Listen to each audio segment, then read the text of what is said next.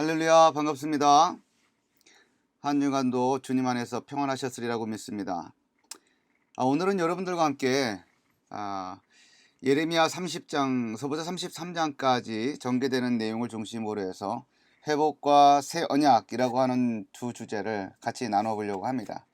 사실은 아무래도 이 주제가 이렇게 분량도 많지만 주제도 좀 이렇게 나눠서 생각을 하는 것이 좀 더 낫겠다라고 생각을 해서 요 30장서부터 33장까지의 내용은 두 개로 나눠서 하나는 이번 영상에서는 회복이라고 하는 내용에 좀 더 초점을 맞춰서 진행을 하고 다음 영상에서는 새 언약이라고 하는 것에 초점을 맞춰서 진행을 하도록 하겠습니다.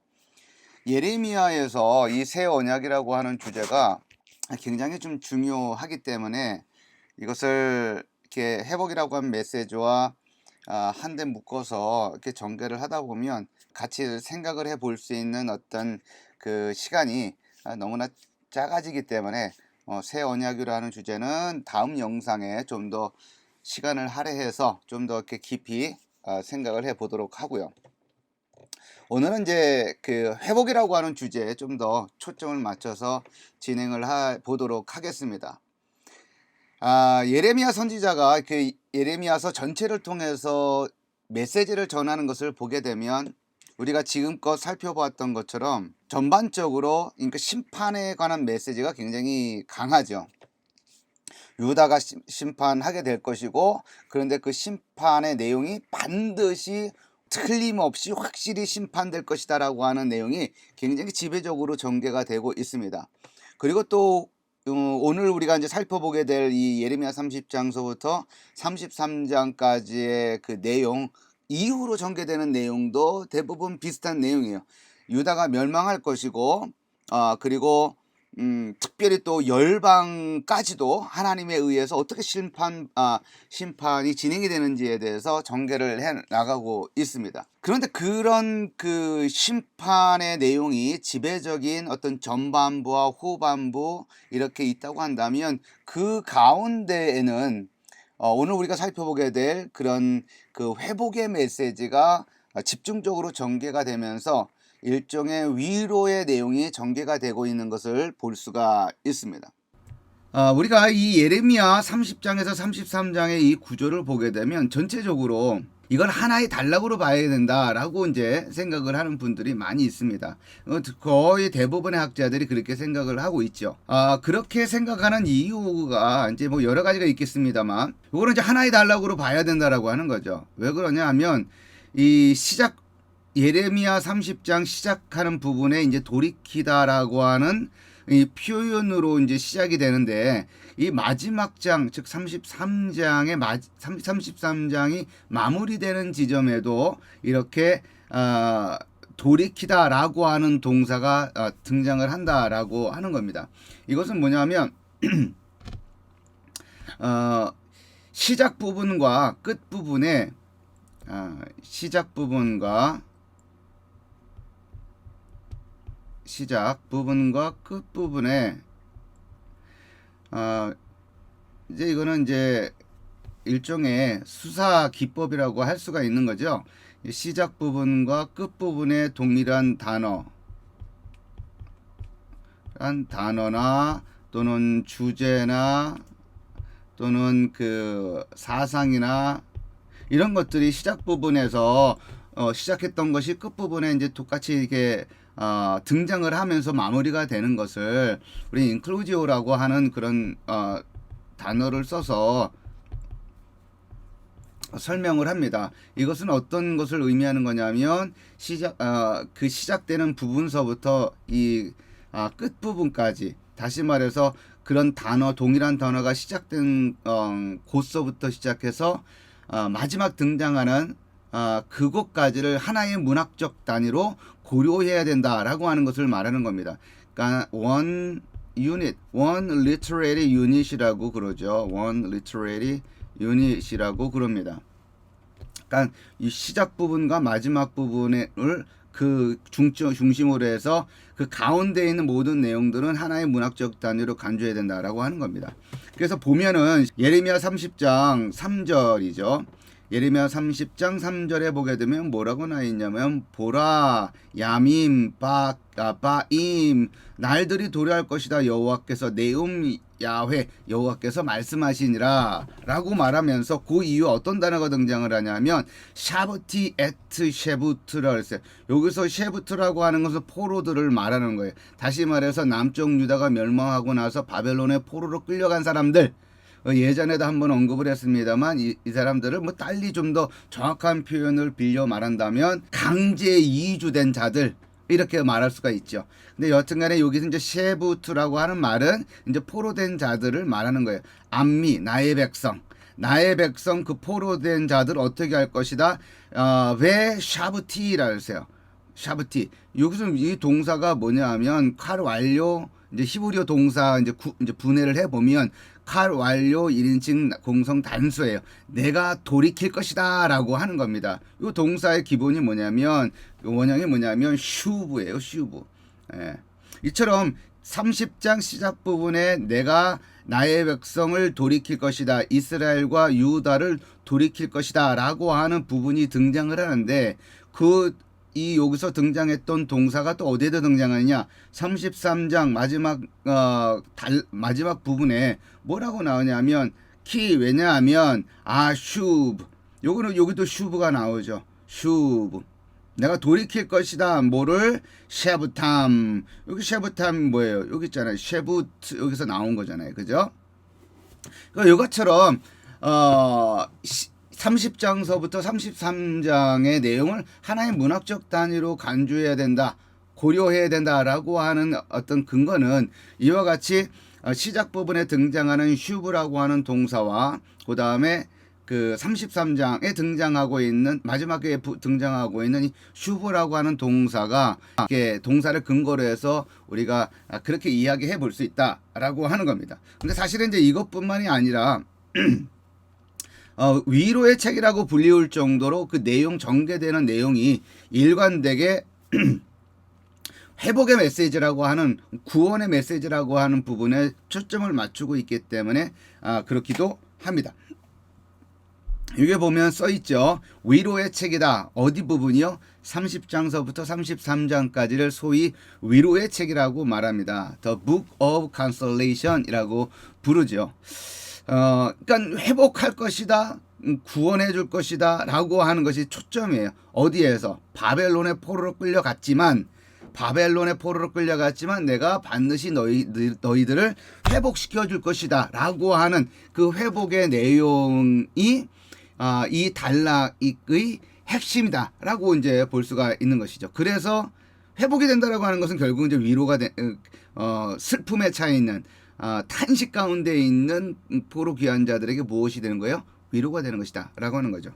여기 그 30장 10절서부터 11절 그 부분이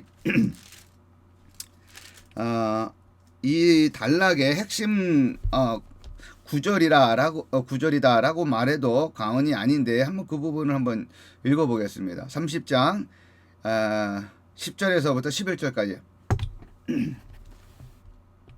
이 부분이죠. 한번 보겠습니다. 여호와의 말씀이니라. 누구의 말씀이요? 여호와의 말씀이니라. 그러므로 나의 종 야곱아 너는 두려워하지 말라. 이스라엘아 놀라지 말라. 내가 너를 먼 곳으로부터 구원하고 내 자손을 잡혀가 있는 땅에서 구원하리니. 여기서 너를 먼 곳이라고 하는 표현이라든지 너 자손을 잡혀가 있는 땅이라고 하는 표현이라든지 이건 뭐 어디를 가리키는 거예요? 바벨론을 가리키는 표현이다라고 볼 수가 있는 것이죠.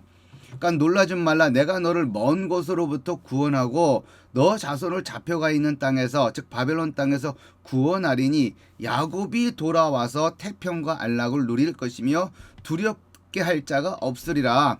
이는 왜냐하면 여호와의 말씀이라. 내가 너와 함께 있어 너를 구원할 것이라. 구원이라고 하는 단어가 나오죠. 구원할 것이라. 너를 흩었던 그 모든 이방을 내가 멸망시키리라. 멸망시키리라. 그럴지라도 너만은 멸망시키지 아니하리라. 그러나 내가 법에 따라 너를 징계할 것이요 결코 무지한 자로만 여기지 아니하리니 라고 되어 있습니다.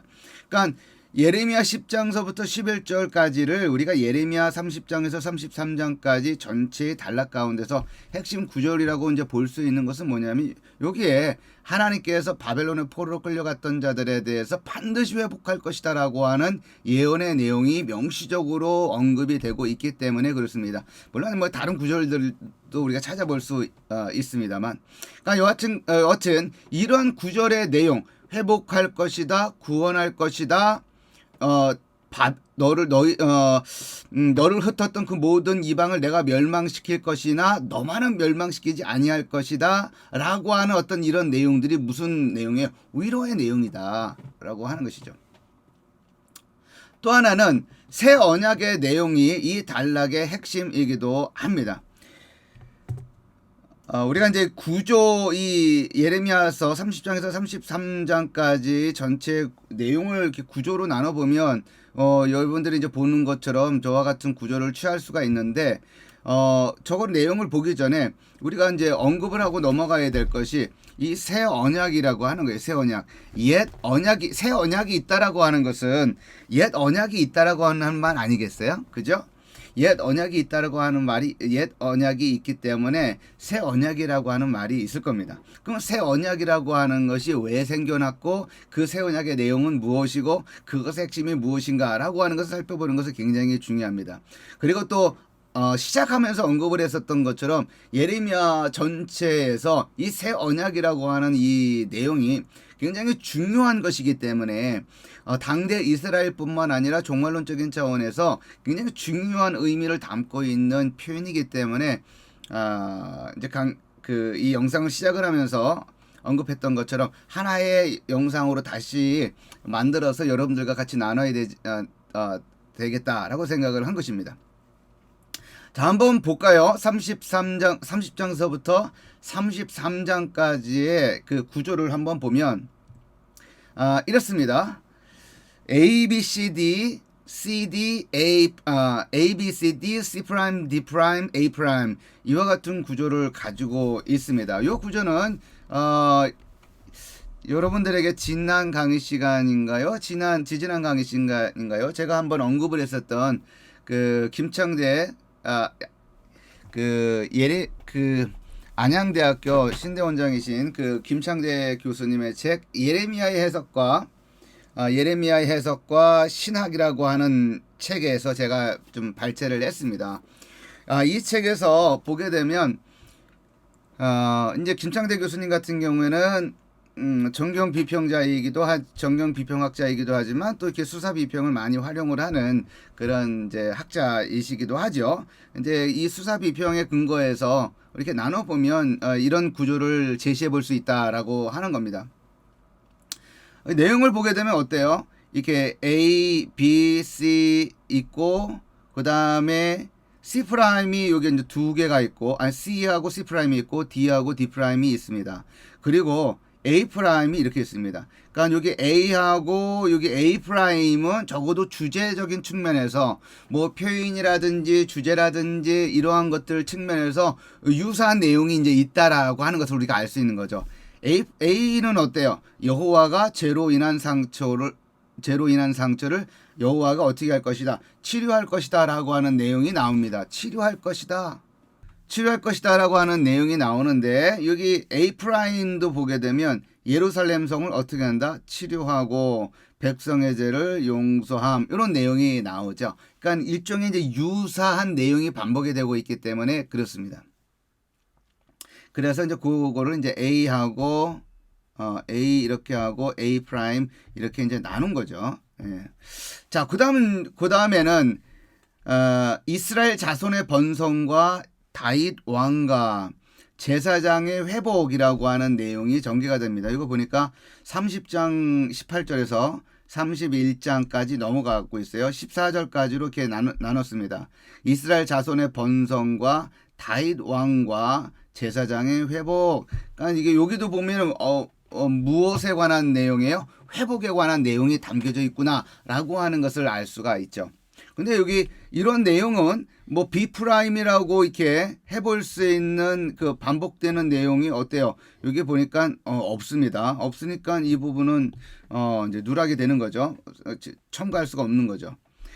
그 다음 C 넘어가 보면 여호와의 새 일을 통해 이스라엘 땅에 돌아오게 될 것이다. 이스라엘 땅에 돌아올 것이다. 그러니까 이스라엘 땅에 돌아온다는 것은 누구를 가리키냐? 바벨론의 포로로 끌려갔던 포로들이 예루살렘으로 귀환하게 될 것이다 라고 하는 내용이 담겨져 있다라고 하는 거죠. 그러면 이제 C 프라임이 존재하는 거 보는 거니까 한번 볼까요? C 프라임은 여호와의 창조적 능력으로 이스라엘이 땅에서 살게 될 것이라고 하는 거예요. 뭐 포인트가 어디에 있는 거예요? 땅에 있는 거죠. 땅. 그죠? 그러니까 이스라엘 백성들이 바벨론의 포로로 끌려갔지만 이제 돌아오게 될 것이다. 어디로? 이스라엘 땅으로 돌아올 것이다 라고 하는 것이고, C 프라임에서는 그 돌아온 그 땅에서 이스라엘 땅에서 어떻게 될 것이다, 살게 될 것이다 라고 하는 점이 강조되고 있다 하는 점에서 이렇게 C하고 C 프라임을 이렇게 만들어 볼 수가 있습니다. 그 다음에 어떤 내용이 등장하느냐? 새 언약에 대한 내용이 나옵니다. 31장 27절에서 40절까지, 그리고 또 새 언약의 체결과 관련된 내용이 나오는데 32장 36절에서 44절까지 이렇게 전개가 됩니다. 자, 이와 같은 구조는 어디에 강조점이 있다라고 말을 할 수가 있냐면 가운데 있는 내용, 다시 말해서 새 언약 체결 그 부분이 이 전체 단락 가운데서 핵심이 되는 내용이고, 그 부분이 이 단락의 저자가 강조하고자 하는 부분이다라고 우리가 볼 수가 있습니다. 이런 그 구조, 문학 구조를 이렇게 가지고 있잖아요. 그러면 여기가 예를 들면 여기는 뭐 사랑에 관한 내용이 나오면 여기도 뭐 사랑과 관련된 내용이죠. 뭐 애정이라는 단어가 나올 수가 있고요. 거의 유사한 내용이 A하고 A 프라임에서 등장을 하는 겁니다. 근데 이제 B가 가운데 있는데 뭐 B의 어떤 뭐 죽음이라고 하는 단어가 주제가 전개가 된다라고 하면 이와 같은 구조는 어디에 강조하고자 하는 부분이 어디냐면 바로 이 가운데 부분이에요. 죽음이라고 하는 단어가 내용이 담겨져 있는. 아마도 이제 제가 이제 지금 즉흥적으로 이와 같은 내용을 썼지만 아마도 사랑으로 인해 사랑을 어디까지 죽기까지 사랑한다는 내용이 전개될 가능성이 크겠죠. 그렇게 전개 안 될 가능성도 물론 있겠습니다만, 이런 구조가 바로 키에스틱 스트럭처라고 그럽니다. 그리고 또 이렇게도 얘기해 볼 수가 있어요. A, B, C 이렇게 하고 또 B 프라임, F, A 프라임 이렇게 했으면 여기 핵심이 되는 내용은 어디에 있느냐? C에 있다라고 이제 볼 수가 있습니다. 이것이 이제 김창대 교수님이 예레미야서의 해석과 신학이라고 하는 책에서 제시해 놓고 있는 그런 내용입니다. 설득력 있는 부분이기도 합니다. 여기 새 언약 여기 강조가 되고 있는 지점, 이 부분은 우리가 이제 다음 영상에서 이제 우리가 살펴보게 될 거예요. 여기 이제 이거는 보통 또 다시 다른 방향으로 이제 각 장의 주제를 전개로 했었을 때 각 장의 내용이 뭐냐라고 하는 것을 우리가 이해하기 쉽도록 우리가 이제 보통 이제 만들어지는 이제 그림이기도 한데요. 31장의 내용은 새 언약의 선포를 하고 이게 새 언약의 선포가 된다. 두 번째 32장은 새 언약의 필요성, 깨진 언약 이야기 강조가 된다라고 하는 겁니다. 그러니까 새 언약이 필요한 거예요. 새 언약이 왜 필요하냐? 그 필요성에 대해서 얘기를 하고 있는 거죠. 그리고 옛 언약과 이 새 언약과의 어떤 연속성 문제도 있지만 불연속성, 끊어지는 어떤 그런 연결되어지지 아니하는 지점들도 있는데 여하튼간에 옛 언약이 깨지는 내용, 그러면서 그 새 언약의 필요성이 강조되고 있는 부분이 32장에 전개가 된다. 33장에서는요, 새 언약의 내용이 뭐냐? 새 언약이 체결됐는데 어디에 초점이 맞춰져 있느냐라고 하는 부분에 대해서 얘기를 하고 있습니다. 새 언약이라고 하는 것이 새 언약과 우리가 이제 다음 영상에서 강의에서도 이제 살펴보겠습니다만 이 새 언약이라고 하는 단어와 이 마음이라고 하는 단어가 굉장히 또 밀접한 관계가 있습니다. 그래서 옛 언약과는 분명히 차이가 있는 지점이 있다라고 하는 것을 우리가 살펴보게 될 겁니다. 34장에는 어떤 내용이 담겨져 있습니까? 새 언약의 결과, 새 언약을 맺었어요. 옛 언약에 문제가 있어서 깨지고 새 언약이 체결이 됩니다. 그래서 새 언약의 내용은 이러한 거예요. 근데 그것에 대한 결과가 뭐냐라고 하는 결과의 내용이 34장에 전개가 되고 있다라고 보는 것이죠. 이 주제가 이 33장, 31장서부터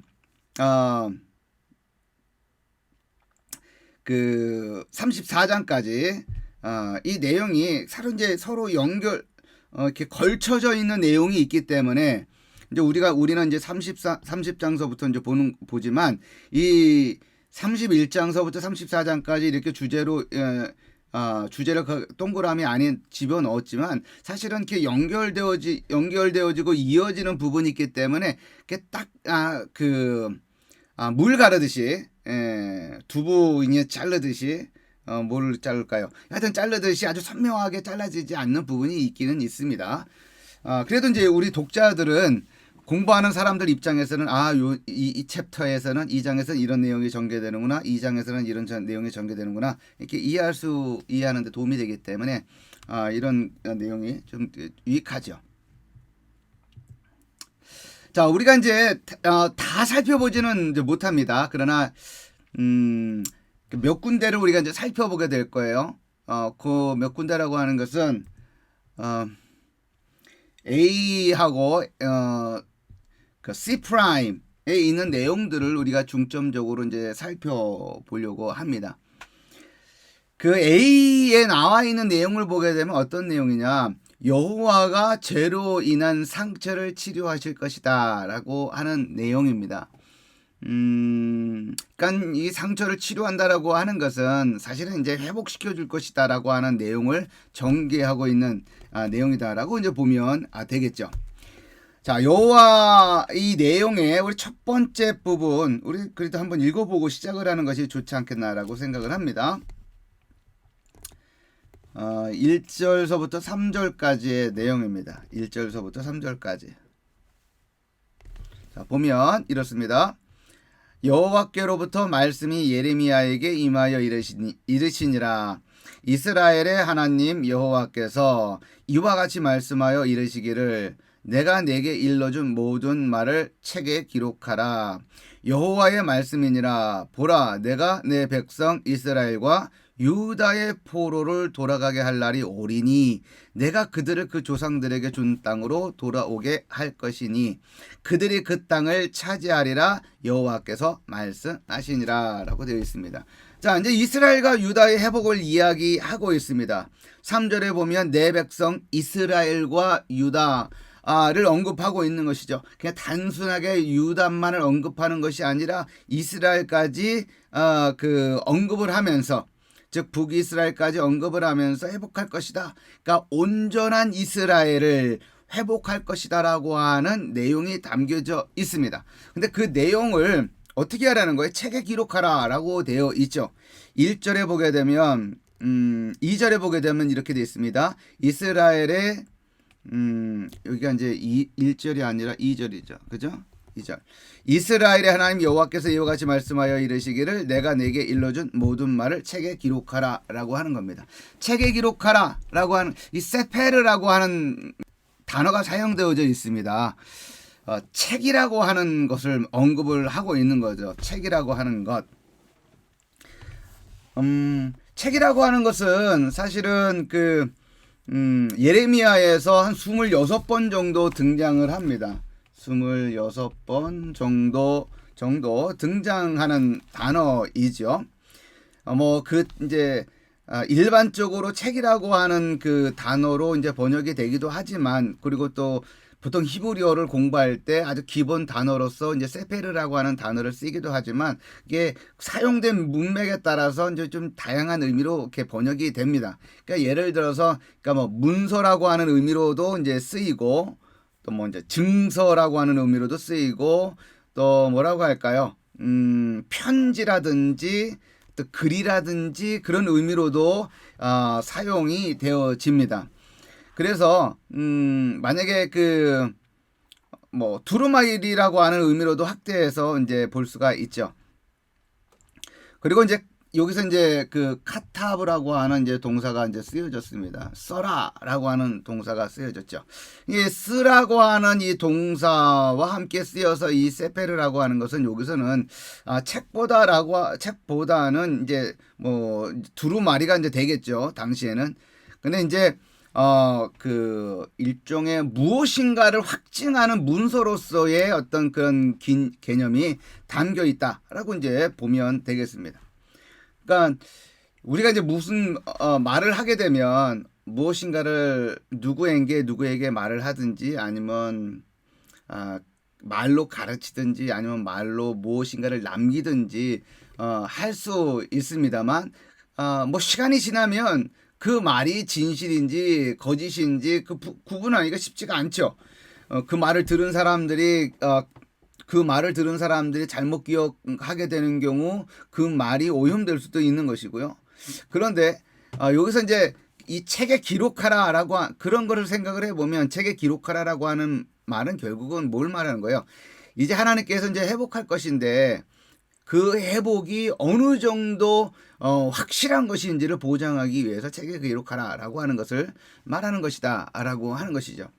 이제 그 회복의 내용이라고 하는 것은 30장서부터 33장까지 이제 전개가 되는데 그 전개되는 내용이 어떻다라고 하는 거예요. 확실하다, 분명하다, 틀림없다, 문제가 없다라고 하는 것을 우리가 이제 들여다볼 수 있는 표현이 바로 이제 이 표현이에요.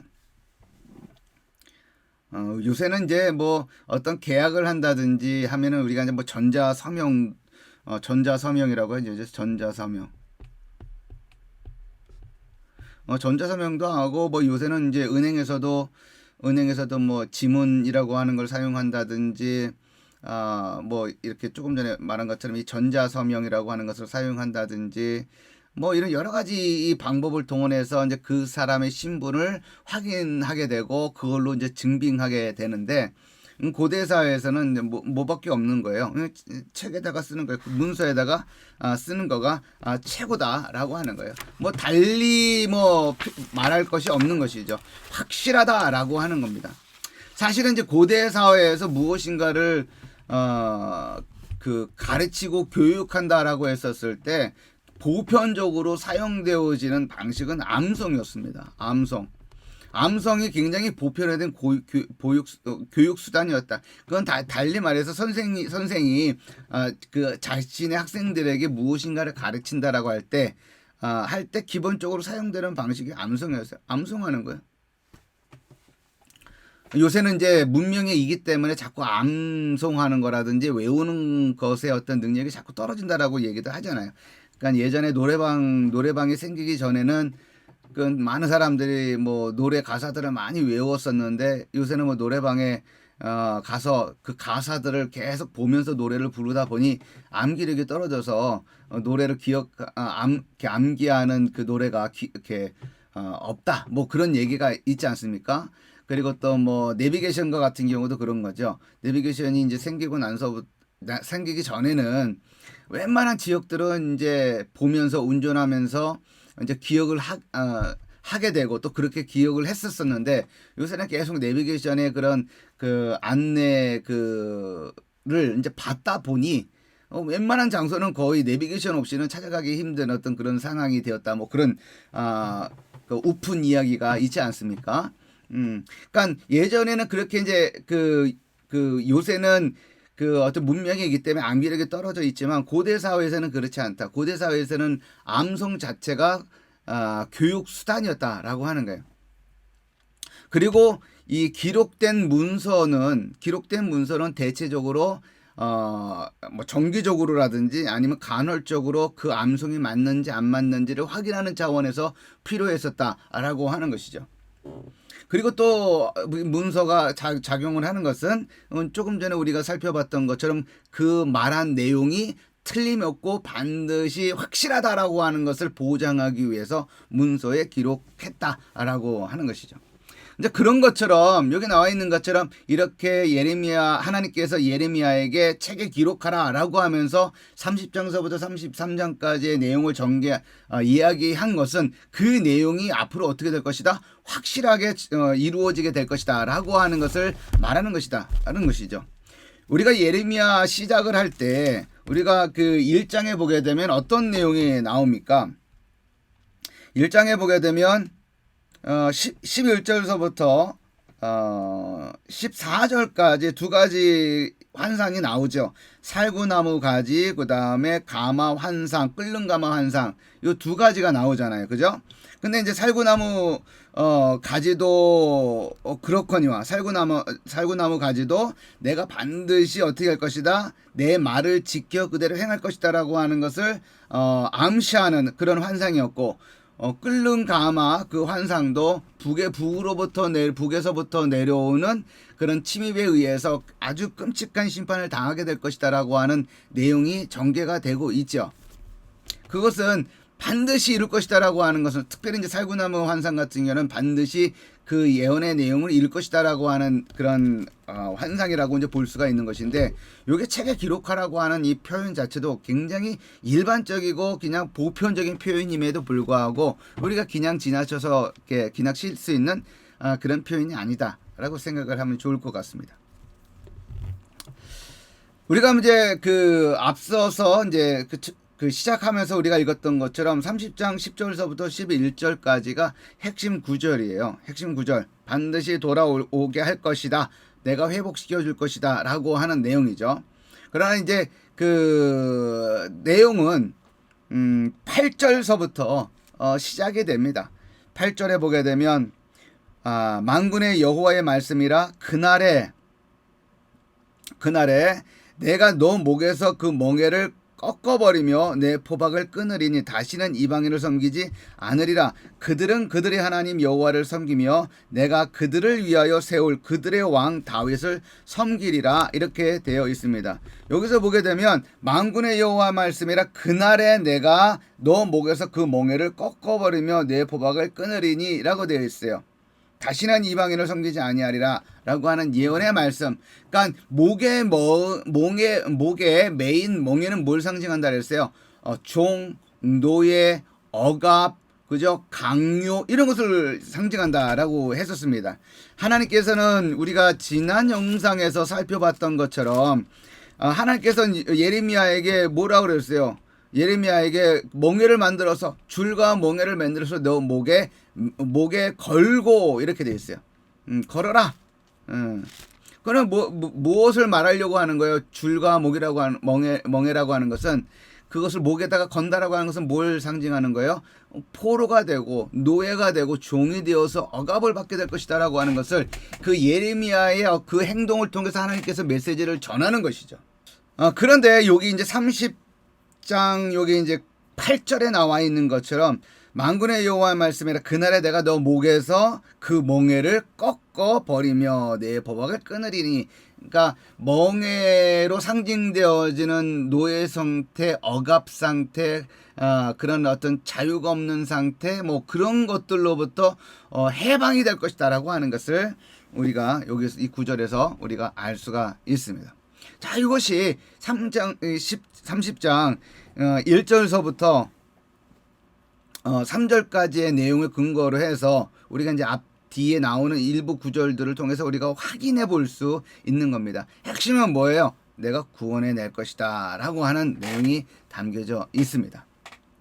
자, 그런데 이 4절서부터 7절까지 30장 4절서부터 7절까지의 말씀하고 31장 15절에서 16절까지 6절에 있는 말씀을 통해서 우리가 좀 생각을 해야 될 지점이 좀 있습니다. 자, 여기를 보게 되면 4절하고 7절 한번 보세요. 4절에서부터 7절까지의 말씀. 여호와께서 이스라엘과 유다에 대하여 하신 말씀이 이러하니라. 여호와께서 이와 같이 말씀하시되 우리가 무서워 떠는 자의 소리를 들으니 두려움이요 평안함이 아니로다. 너희는 자식을 해산하는 남자가 있는가 물어보라. 어찌하여 모든 남자가 해산하는 여자같이 손을 자기 허리에 대고 모든 얼굴이 겁에 질려 세팔에 젖는가. 슬프다 그날이여. 그와 같이 엄청난 날이 없으리라. 그날은 야곱의 환난의 때가 되미로다. 그러나 그가 환난에서 구하여 냄을 얻으리로다 라고 되어 있습니다. 굉장히 흥미로운 내용이죠. 해산하는 남자에 관한 내용이 전개가 되면서 회복의 내용이 마지막 절에 등장을 합니다. 너희는 자식을 해산한 남자가 있는가 물어보라 라고 하는 표현이 있어요. 6절에 보면 너희는 자식을 해산하는 남자가 있는가 물어보라. 있다는 거예요? 없다는 거예요? 그런 일은 없다라고 하는 것이죠. 그죠? 남자가 해산하는 고통을 경험하는 거는 있을 수가 없다라고 하는 거예요. 그런데 그런 일이 벌어지고 있으니 너희는 자식을 해산하는 남자가 있는가 물어보라라고 하는 것을 얘기를 하는 겁니다. 여러분 우리 저는 예전에 신장결석이라 그러죠. 신장결석. 신장결석에 제가 하는 이야기는 아니고 의사들이 하는 이야기 중에 어떤 이야기가 있냐면 결석을 신장결석이든 다른 결석이든 이 결석으로 인하여 발생되는 이 고통이 산통과 비슷하다라고 하는 이야기를 합니다. 그래서 저는 신장 결석을 알았었기 때문에 산통을 간접 경험한 사람이 될 수가 있는 거예요. 물론 이렇게 등가로 우리가 생각을 하면 안 된다라고 생각을 하지만 그러나 그렇게 고통스럽다라고 하는 것이죠. 그러니까 한 두 달 걸쳐서 두 달 한 어간에 한 2번 정도 있었어요. 2번 정도. 그러니까 한 번은 뭐라고 얘기를 해야 되나요? 이 허리가 이제 끊어지는 거죠. 허리가 끊어질 정도의 고통이 오면서 숨을 못 쉬어요. 숨을 너무나 고통스러우니까. 너무나 고통스러워서 마치 신음소리를 내는데 끙끙 앓는 소리를 내는 거예요. 근데 바깥으로 소리를 이제 그 끙끙거리는 소리를 낼 거 아니겠어요? 근데 그 소리를 바깥으로 내지만 숨을 안으로 들어 마시지를 못할 정도가 되는 거예요. 숨을 다시 들이마시면 이 복부에 압이 차게 되고 그것으로 인하여 통증이 더 가중이 되니까 숨을 못 쉬는 거예요. 이 정도 소리가 나는 거예요. 그래서 바닥을 기어다니 너무나 아파서. 그러니까 이제 이거 과장이 아니라 이제 이거 더 이상 과장이 있을 수 없을 정도의 고통이에요. 그거를 밤이 맞도록 첫 번째는 밤이 맞도록 이렇게 통증이 왔었어요. 그래서 저는 처음에는 그것을 허리 디스크인가라고 생각을 했었어요. 허리 디스크인가라고 생각을 하고, 그러니까 밤이 새도록 그렇게 끙끙 앓다가 정말 다크서클이 여기 턱까지 내려오고 밤을 잠을 못 잤으니까. 그리고 그런데 또 이 통증이 한번 이렇게 사라지게 되면 또 정상 사람들처럼 아주 멀쩡합니다. 멀쩡히 언제 아팠냐는 듯이 얼굴 안색이라든지 모든 것이 그냥 정상인과 똑같아요. 그러니까 좀 이렇게 주위에 있는 사람들이 이해를 잘 못하더라고요. 그래서 맨 처음에는 허리 디스크가 아닌가라고 생각을 해서 병원에 갔어요. 병원에 엑스를 찍었는데 허리 뼈에는 아무 상관이 없는 거예요. 그래서 아마 이 근육 쪽이라든지 그런데 무슨 문제가 있지 않는가라고 싶어서 한의원에 가서 침을 맞았어요. 근데 한의원에 가서도 특별하게 이상 증세가 발견되지 않아서 침만 맞고 돌아왔습니다. 그리고 이제 멀쩡하게 보통 사람들하고 똑같이 이제 생활을 하는 거죠. 그리고 나서 한 달 반인가 두 달 안 돼서 한번 똑같은 증상이 나타나는 거. 똑같이 증상이 나타나는데 어떻게 나타나냐? 뭐 똑같은 거예요. 그러니까 막 끙끙 앓아야 되고 움직이지 못하는 거예요. 이렇게 누워 있지도 못하고 무릎을 꿇고 엎드려서 마치 통곡 기도하는 것 자세로 그렇게 엎드려서 끙끙 앓면서 밤이 새도록 그렇게 이제 끙끙 앓고 그랬습니다. 그런데 이제 그 다음날 소변에 피가 나오더라고요. 혈뇨라 그러죠. 그래서 이제 그 병원에 가서 다시 조사를 해 보니 신장 결석이다라고 하는 거예요. 그래서 신장에서 방광으로 내려오는 요 관이 있잖아요. 그 관에 이제 결석이 내려오는 거예요.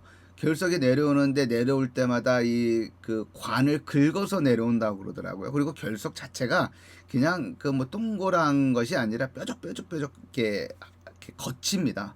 그막 산호처럼 그렇게 좀 거칠어요. 그게 긁으면서 내려오니까 이제 피가 발생이 되는 거죠. 그리고 나서 이제 약도 먹고 이제 그러면서 이제 그게 뭐 수박도 엄청 많이 먹고 그러면서 그 이제 결석이 빠졌어요. 근데 그게 그만큼 고통스러웠습니다. 그만큼 고통스러웠어요. 그리고 이제 제게 이제 딸이 둘이 있는데 첫째 딸은 이제 우리 한국에서 낳고 둘째 딸은 이제 미국에서 태어났는데 첫째 딸은 이제 그 출산할 때 제가 옆에 들어가지를 못했으니까 완전 방음 시설이 굉장히 잘 돼 있었고 그 바깥에서 대기실에서 기다렸었어요. 그런데 이제 둘째 딸 같은 경우는 이제 미국이니까 이제 남편이 들어올 수 있도록 하니까 그 아내가 출산하는 모든 과정을 옆에서 지켜보고 다리를 붙잡고 있었으니까 했었죠. 그러니까 얼마나 고통스러운지를 압니다. 그러니까 둘째 같은 경우에는 그때도 물론 자연분만 미국에서 이렇게 출산을 했는데 그때도 마취 안 하고 그냥 자연 출산을 했었어요. 근데 그때도 굉장히 고통스러웠었는데 첫째 같은 경우에는 첫째 아이를 낳았을 때 그 낳고 나서 아이가 태어나고 나서 이제 아이를 뭐 제게 이제 포대기에 이제 싸가지고 저한테 이제 보여주고 그리고 이제 그 아내에게 이제 안내를 해서 이제 가 봤더니만 이게 머리끝서부터 발끝까지 어떻게 되어 있냐면 보라색으로 돼 있더라고요.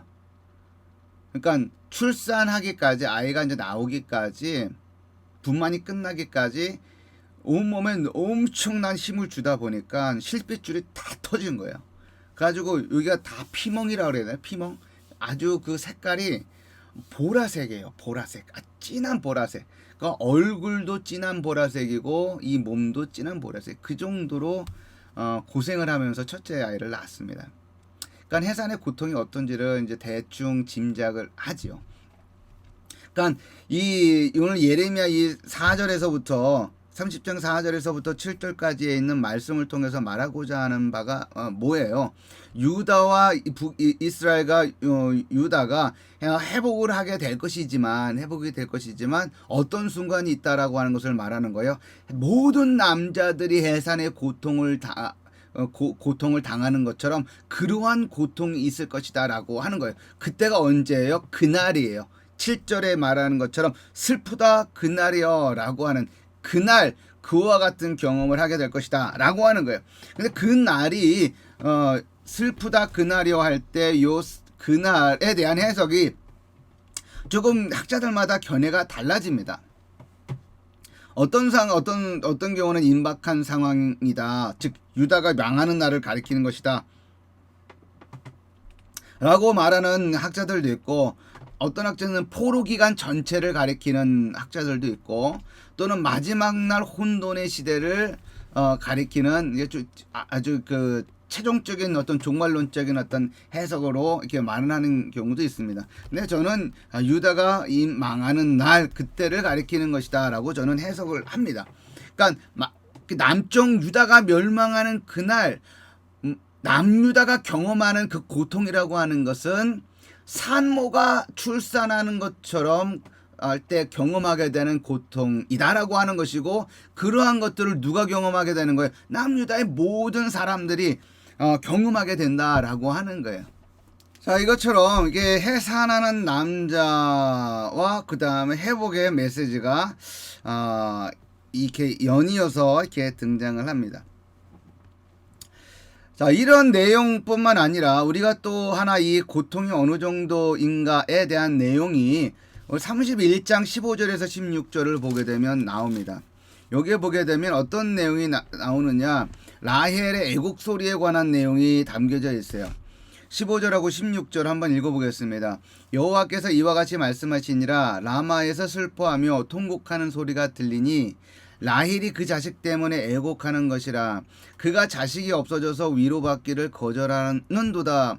여호와께서 이와 같이 말씀하시니라. 내 울음소리와 내 눈물을 멈추어라. 내 일의 삭슬을 받을 것인즉 그들이 그의 대적의 땅에서 돌아오리라. 여호와의 말씀이니라 라고 되어 있습니다. 여기 부분도 라헬의 애곡 소리와 관련된 이 내용도 애곡하는 일이 있을 것이나 어떻다는 거에 회복될 것이다 라고 하는 것을 말하는 것이죠. 라마에서 여기 이제 언급된 이 라마라고 하는 것은 요 예레미야에서는 40장 1절에 한번 등장을 합니다. 여기 등장하고 40장 1절에 한번 등장하는 그런 지역명이죠. 근데 이 라마라고 하는 것이 어느 지역을 말하느냐 하면 바로 이 지점을 말해요. 이 예루살렘에서 이쪽 지역인데 여기가 예루살렘이고 여기가 베들레헴이고, 예루살렘에서 한 8km 정도 10km 이내 지역에 있는 지역이 바로 라마입니다.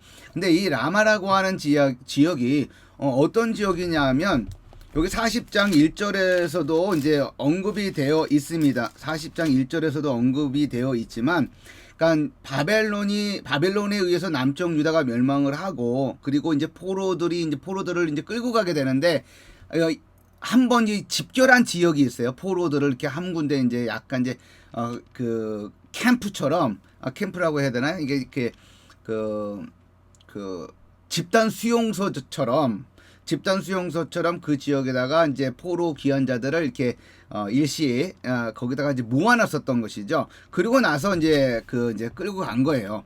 그런데 여기서 어떤 일이 있었냐면, 예레미야도 여기에 잡혀가지고 여기에 있었는데 거기에 사령관이었던 누구요? 그 느부사라단의 도움을 받아서 예레미야는 여기서 이제 풀려나게 됩니다.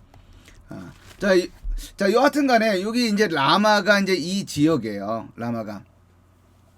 예레미야는 아마도 그 지역에서 이제 나라를 잃고 멸망한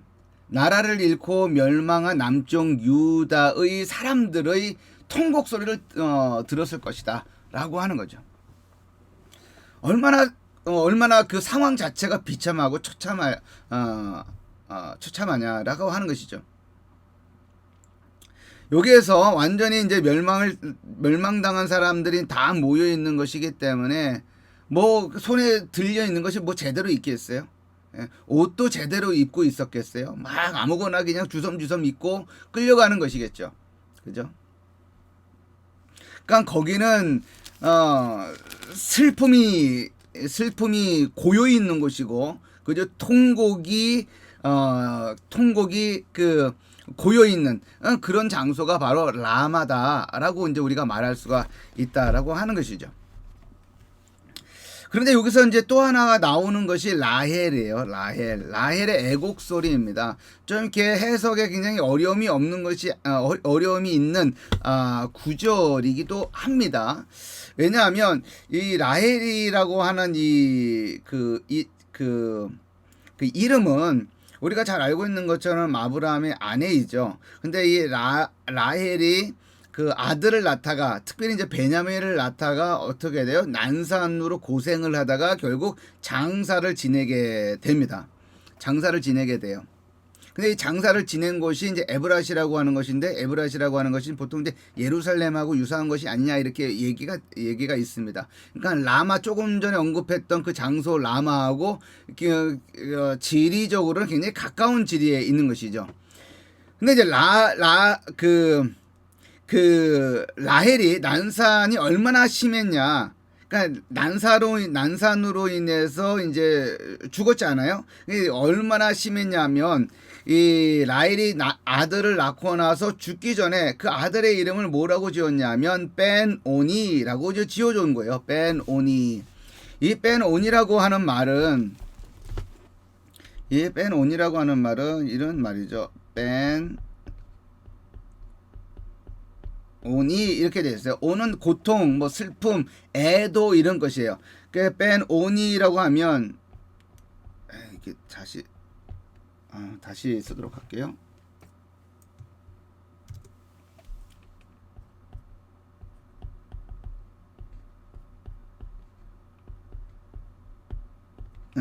이 오니라고 하는 것은 나의 고통, 오니, 그러니까 슬픔, 애도 이런 뜻입니다. 그러니까 나의 슬픔의 아들이다라고 하는 게, 그러니까 얼마나 슬픔, 고통 가운데서 아들을 낳았으면 이제 그렇게 지었느냐라고 이제 우리가 볼 수가 있는 것이고, 이 그 아들을 아들을 이제 아버지가 뭘로 바꾸냐? 벤야민으로 바꾸죠. 야민은 여기 야민이라고 하는 것은 이제 그 오른손이라고 하는 의미를 갖고 있어요. 그러니까 오른손의 아들이에요. 베냐민이 원래 의미가 그렇습니다. 그러니까 여기 예레미야 31장에 있는 것처럼 라헬이 그 자식 때문에 애곡하는 것이다라고 하는 이 표현이 굉장히 어려운 것은 있습니다. 그러니까 라헬이 자식 때문에 애곡하지는 않았기 때문에 그래요. 그러나 이제 이것을 이제 산통으로 이제 우리가 이해를 하게 되면 어느 정도 이해할 수 있지만 라헬이 그 자식 때문에 애곡하지는 않았다라고 하는 거예요. 그래서 이제 이 부분이 이제 해석하기 어려운 부분이긴 한데 우리 이제 전후 문맥상 우리가 이제 고려를 해 보게 되면 라헬이 아들로 인하여 출산을 할 때 얼마나 고통스러웠냐라고 하는 것을 고려해 보면 이 라마에서 나라를 잃고 슬퍼하고 고통 가운데 모여 있는 그 유다 백성들의 상황과 우리가 연결시켜서 생각을 해 볼 수 있다라고 하는 거예요. 그러니까 이것은 이런 겁니다. 여기 남자가 해산하는 장면이라든지 그 다음에 라헬의 애곡 소리, 그죠? 라마에서 라헬의 애곡 소리, 요거는 다 모두 한결같이 뭘 말하는 거예요? 남쪽 유다가 멸망할 때 그 멸망할 때의 고통이 얼마나 고통스러운지를 알려주는 어떤 그런 내용이다라고 본다고 한다면 그럼에도 불구하고 어떻게 될 것이다? 하나님께서 회복하실 것이다 라고 하는 것에 초점이 맞춰져서 전개가 된다라고 하는 거예요. 라고 하는 것이죠. 그러니까 이러한 어떤 그 고통 가운데서도 하나님께서는 어떻게 할 것이다? 치료해 주실 것이다. 회복시켜 주실 것이다. 구원해 주실 것이다. 돌이켜 줄 것이다. 라고 하는 내용이 전개가 된다라는 겁니다. 또 하나님께서 이 이스라엘 백성 남쪽 유다가 멸망을 하게 되겠지만 도리어 회복시켜 줄 것이다라고 하는 것을 명시적으로 마치 방점을 찍듯이 보여준 사건이 어떤 사건이냐 하면 예레미야에게 아나도 땅을 사게끔 한 그 사건입니다.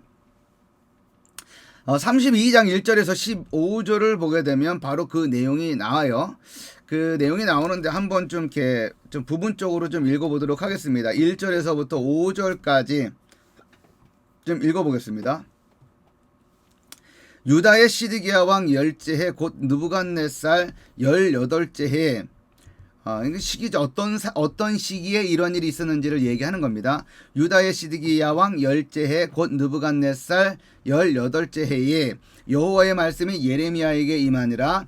그때에 바벨론 군대는 예루살렘에 에워싸고 선지자 예레미야는 유다의 왕의 궁중에 있는 시위대 뜰에 갇혔더니 이는 그가 예언하기를 여호와의 말씀에 보라 내가 이 성을 바벨론 왕의 손에 넘기리니 그가 차지할 것이며 유다 왕 시드기야는 갈대아인의 손에서 벗어나지 못하고 반드시 바벨론 왕의 손에 넘겨진 바 되리니 입을 대하여 말하고 눈이 서로 볼 것이며 그가 시드기야를 바벨론으로 끌어가리니 시드기야는 내가 돌볼 때까지 거기에 있으리라. 여호와께서 이와 같이 말씀하시니라. 너희가 갈대아인과 싸울지라도 승리하지 못하리라 하셨다 하였더니 유다 왕 시드기야가 이르되 너가 어찌하여 이같이 예언하였느냐 하고 그를 가두었음이었더라 라고 하는 겁니다.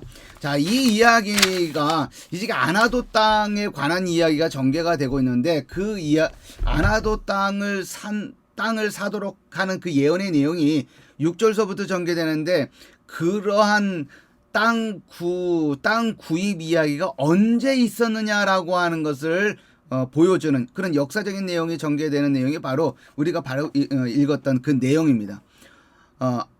아나도 땅을 사라. 언제? 유다의 시드기야 왕 열째해에 그 말하는 거예요. 그러면 유다의 시드기야 왕 열째해라고 하는 거는 언제예요? 유다 왕 시드기야의 그 치세 연도를 주전 597년에서 586년까지로 본다고 한다면 유다의 시드기야 왕 열째해라고 하는 것은 주전 586년을 의미하는 거예요. 586년 즉 남쪽 유다가 멸망하기 바로 직전 그 해, 그러니까 586년에 남쪽 유다가 멸망했는데 바로 그런 멸망의 그런 먹구름이 남쪽 유다를 아주 짙게 누르고 있을 그때에 뭐라고 하는 거예요? 아나도 땅을 사라라고 하는 거예요. 좀 더 다른 말로 하면 회복 가능성이라고 하는 것은 1도 없을 때 0.001도 남쪽 유다가 지금 멸망하고 있지만 회복이라고 하는 것을 전혀 상상할 수 없을 그때의 땅을 사라라고 말을 하고 있는 거예요.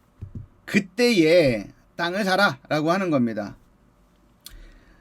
6절하고 7절을 보게 되면 예레미야의 숙부 살룸의 아들 하나멜이 땅을 팔러 올 것이라는 예언이 담겨져 있습니다.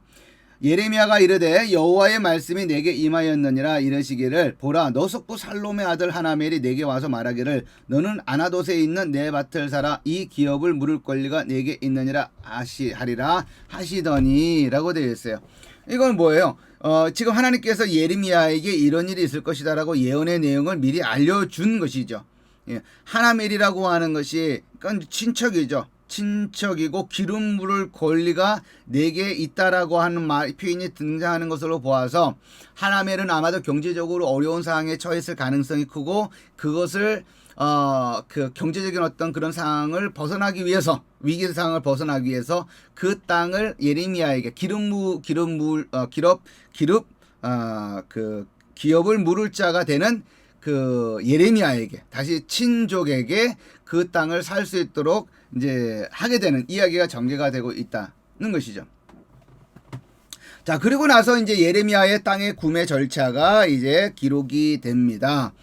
하나멜이 예레미야에게 오는 이야기, 예레미야가 이것을 하나님의 말씀으로 받아들이는 이야기, 은 73개를 주고 구매하는 이야기, 그리고 증인들 앞에서 뭐 이러한 것들을 진행한 이야기, 그 다음에 거래 증서를 바룩에게 건네고 톡에 담아 보관하도록 하는 이야기, 이야기가 이렇게 쭉 전개가 됩니다. 그래 결국은 말하고 싶은 것이 뭐예요? 핵심은 뭐예요? 유다가 반드시 돌아올 것이라는 점, 그거를 이야기하고 있다라고 하는 겁니다. 자, 우리가 여기서 다시 한번 이렇게 선지서, 특별히 이제 예레미야 선지서에서 우리가 확인해 볼 수 있는 것 중에 하나는 뭐냐면 예레미야는 입을 통해서 하나님의 예언의 말씀을 증거하기도 했지만 어떤 행동을 통해서 하나님의 메시지를 전하는 거예요. 하나님께서 예레미야에게 너가 줄과 멍에를 만들어 너 목에 매라 라고 하는 그것을 듣고 예레미야가 그대로 실천을 하죠. 예. 근데 그 실천하는 그 이야기가 무엇을 말하는 거예요? 바벨론의 포로로 끌려가게 될 것이다 라고 하는 것을 예언하는 거잖아요. 그러니까 행동을 통해서 메시지가 전달이 되는 거예요.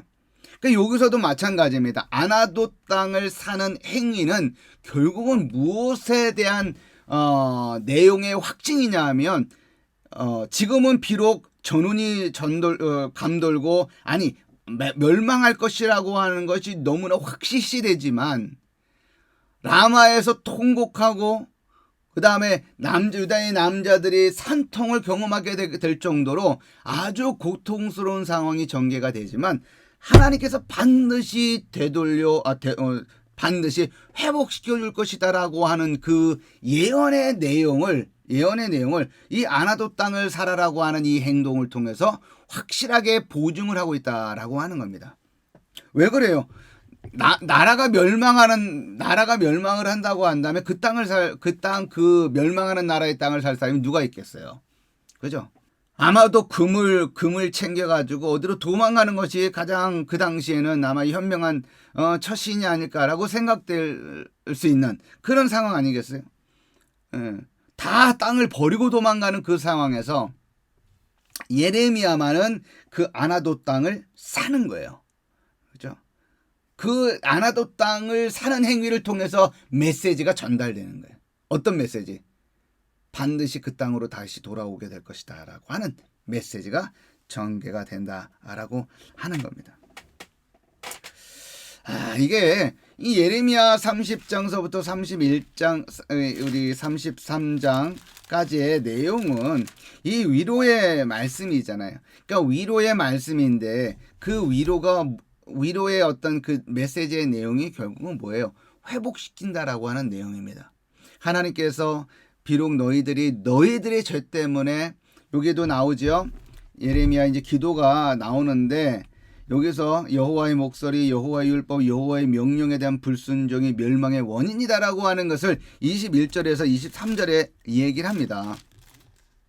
여기 21절에서 보게 되면 주께서 표적과 기사와 강한 손과 표심팔과 큰 두려움으로 주의 백성 이스라엘을 애굽 땅에서 인도하여 내시고 그들에게 주시기로 그 조상들에게 맹세하신 바 젖과 꿀이 흐르는 땅을 그들에게 주셨으므로 그들이 들어가서 이를 차지하였거늘 즉 가나안 땅을 차지하였거늘 주의 목소리를 순종하지 아니하며 주의 율법에서 행하지 아니하며 무릇 주께서 행하라 명령하신 일을 행하지 아니하였으므로 주께서 이 모든 재앙을 그들에게 내리셨나이다. 그러니까 남쪽 유다가 멸망당하는 것은 뭐 때문이라는 거예요? 하나님의 율법을 저버린 것 때문이다 라고 하는 것을 여기서 이야기를 하고 있는 것이죠. 더 나아가서 보옵소서 이 성을 빼앗으려고 만든 참호가 이 성에 이르렀고 칼과 기근과 전염병으로 말미암아 이 성이 이를 치는 갈대아 인의 손에 넘긴 바 되었으니 주의 말씀대로 되었음을 주께서 보시나이다. 주께서 말씀하신 대로 보았다라고 하는 건 뭐예요? 하나님께서 뭐라고 말씀하시느냐 하면 이 솔로몬이 성전을 짓고 성전을 향하여 기도하는 그 기도의 내용을 다 들어달라고 이야기를 하지만 하나님께서 말씀하시는 것 중에 하나는 뭐냐면 이 성전을 이스라엘 백성들이 언약 백성들이 여호와의 율법을 저버리고 하나님을 저버리게 되면 이 성전이라도 무너뜨려서 훼손하겠다라고 하는 이야기를 하셨었는데 그 내용을 말하는 것으로 보입니다. 주 여호와께서 주께서 내게 은으로 밭을 사며 증인을 세우라 하셨으나 이 성은 갈대아 인의 손에 넘기신 바 되었나이다. 그래서 여호와의 성전이 더럽혀진 이야기를 기록을 하고 있는 거예요. 자, 이것처럼 남쪽 유다는 그들의 죄악으로 인하여 그들이 심판을 받게 되지만 결국 하나님의 은혜로 말미암아 그들이 회복되게 될 것이다라고 하는 것을 보여주고 있다라고 하는 겁니다. 이것이 위로의 내용이고 회복의 내용이고 구원의 내용이다라고 우리가 볼 수가 있습니다. 이게 어떻게 보면 회복이라고 하는 것을 전혀 생각해 볼 수 없는 그때에 예레미야는 정말 힘들게 지금 예언의 말씀을 하고 있는 거잖아요.